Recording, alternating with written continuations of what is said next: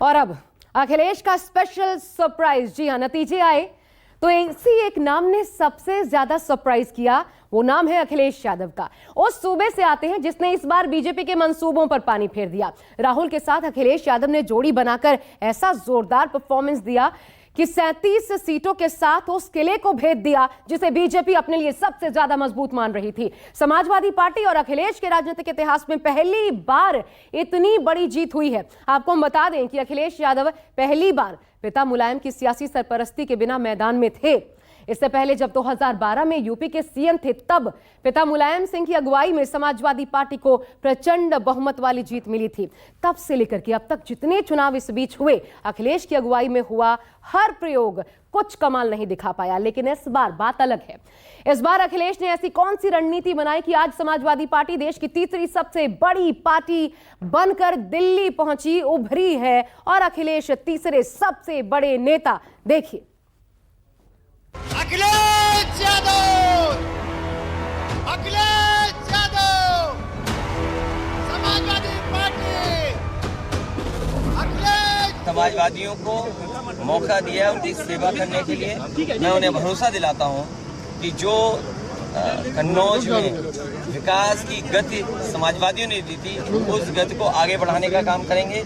UP की जनता से मैं कहना चाहता हूं, आपसे ज्यादा पॉलिटिकल विजडम, मतलब आपने कमाल करके दिखा दिया। यूपी की जनता ने कमाल करके दिखा दिया। 24 का चुनाव था, जीत का अनोखा दाव था। न मोदी को भनक लगी, न योगी को समझ आया कि 80 सीट वाले उत्तर प्रदेश में समाजवादी अखिलेश ने अपने दम पर ये क्या कर दिखाया। अखिलेश यादव,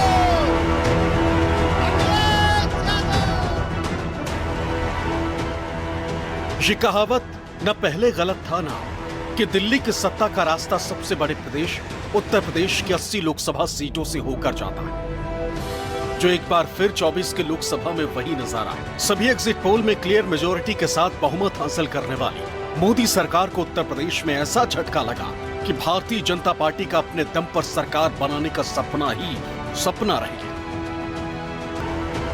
पिछले 2 चुनाव में यूपी में 60 से ज्यादा सीटें जीतने वाली बीजेपी इस बार सिर्फ 33 सीटों पर ही सिमट गई, जबकि समाजवादी पार्टी ने अकेले अपने दम पर इस बार सबसे ज्यादा 37 सीटें जीती। जबकि इंडिया और एनडीए गठबंधन की बात करें तो एनडीए मिलकर भी अखिलेश के बराबर सीट नहीं ला पाई। एनडीए गठबंधन के खाते में 36 सीट और जबकि इंडिया गठबंधन को यूपी से 43 सीटों पर जीत हासिल हुई।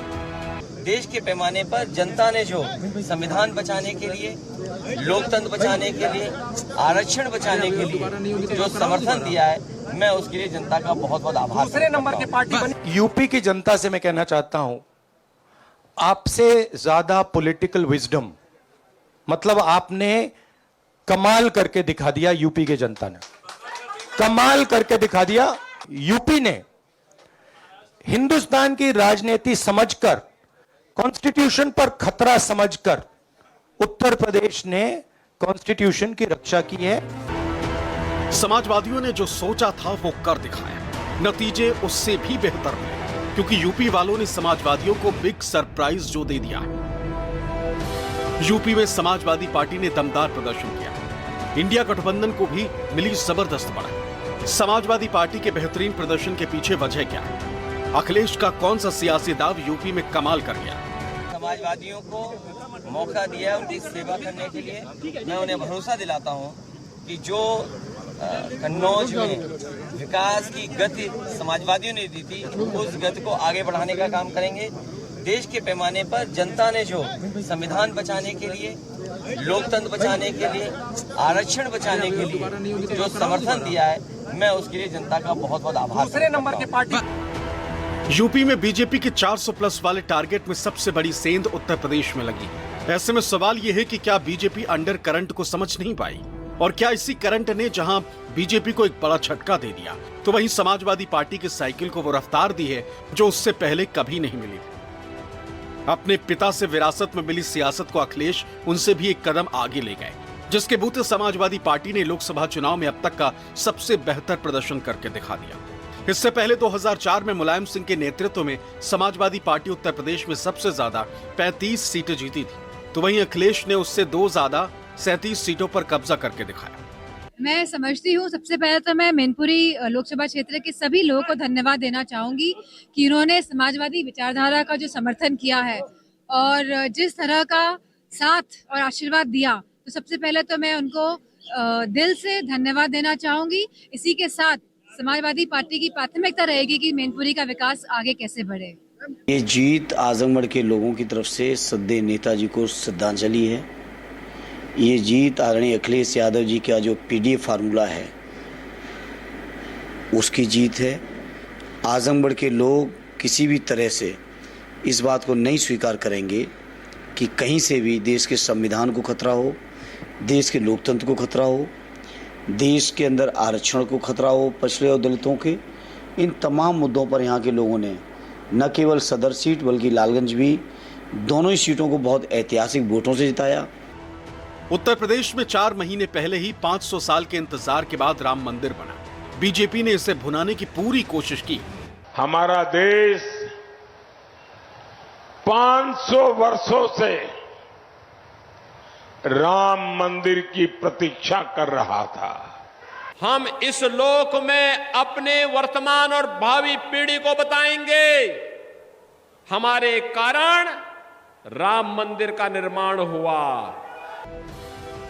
राम की बात करने वाली बीजेपी खुद अयोध्या सीट हार गई।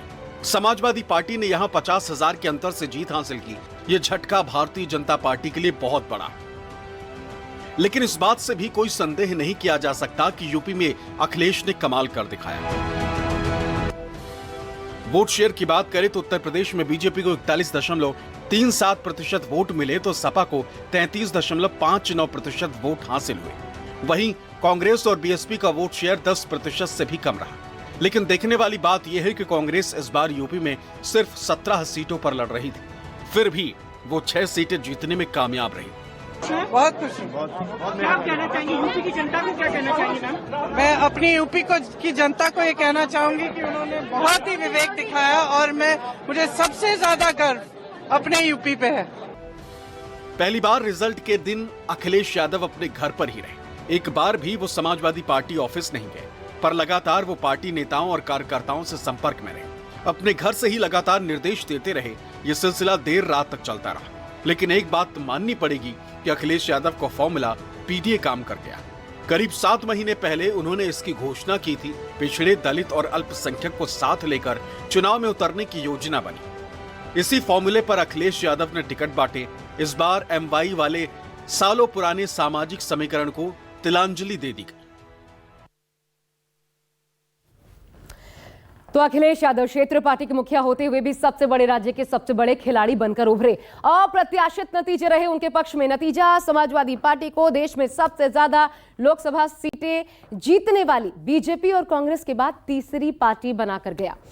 तो ये हुआ कैसे? देखिए, सबसे अहम फैक्टर्स कौन से रहे जो इनके पक्ष में गए। पहला तो आप जानते हैं पीडीए, इसी पर अखिलेश यादव पूरा चुनाव लड़ रहे थे, यानी पिछड़े, दलित, अल्पसंख्यक। अखिलेश यादव का वो फॉर्मूला जो एमपी चुनाव में नहीं चला था, वो यूपी में साइकिल को सरपट दौड़ा गया और समाजवादी पार्टी 80 सीटों पर बीजेपी को पीछे धकेलते हुए आगे बढ़ गई। अब आपको आगे हम दिखाते हैं कास्ट फैक्टर। देखिए, यूपी में वोट बैंक की सियासत में कास्ट फैक्टर कैसे अहम रहा। दलित आबादी आप जानते हैं 20%, मुस्लिम आबादी 20%, यादव 8 से 10%। इस पर अखिलेश यादव का जो दाम था वो काम आया और मुस्लिम, यादव प्लस ये जीत का फैक्टर जो बना वो हम आपको दिखाते हैं। दलित, मुस्लिम और यादव, ये जीत का फैक्टर बन गया अखिलेश यादव के लिए। इसलिए सबसे बड़ी पार्टी के रूप में उभरे 37 सीटों के साथ न सिर्फ यूपी में बल्कि पूरे देश में तीसरे नंबर की सबसे बड़ी पार्टी सीटों के मामले में बन गए हैं। अब जिन 63 सीटों पर अखिलेश यादव ने इस चुनाव उम्मीदवार उतारे, किस गणित को ध्यान में रखते हुए टिकट बांटा गया वो भी देखिए।